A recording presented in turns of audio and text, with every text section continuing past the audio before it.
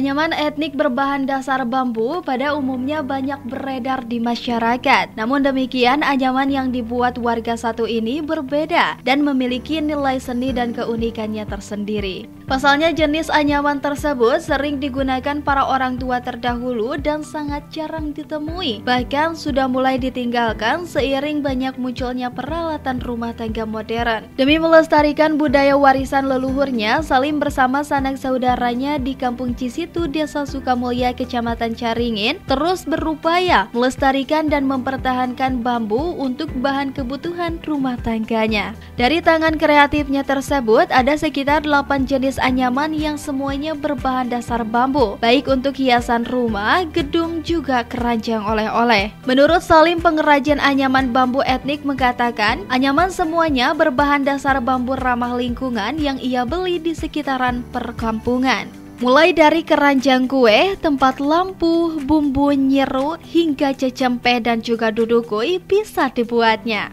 Salim sendiri mengaku dirinya belajar menekuni kerajinan tersebut secara otodidak. Setelah berhasil, kemudian ia kembangkan dan ajarkan kepada sanak saudaranya, hingga bisa bernilai ekonomis dan bisa membantu perekonomian warga sekitar.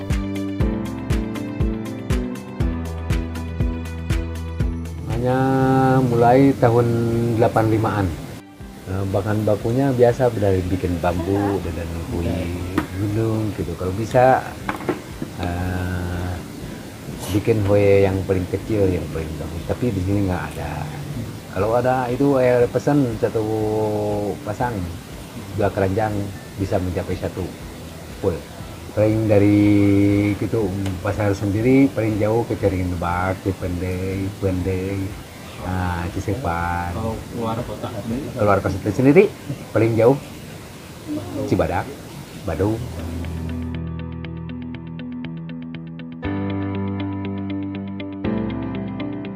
Sementara itu, hasil karya tangan tersebut hingga saat ini pernah dipesan konsumen baik warga sekitar maupun dari luar kabupaten. Meski demikian, untuk mengembangkan usahanya, Salim memiliki keterbatasan modal dan promosi, hingga berharap terus bisa berkembang melestarikan budaya Sunda.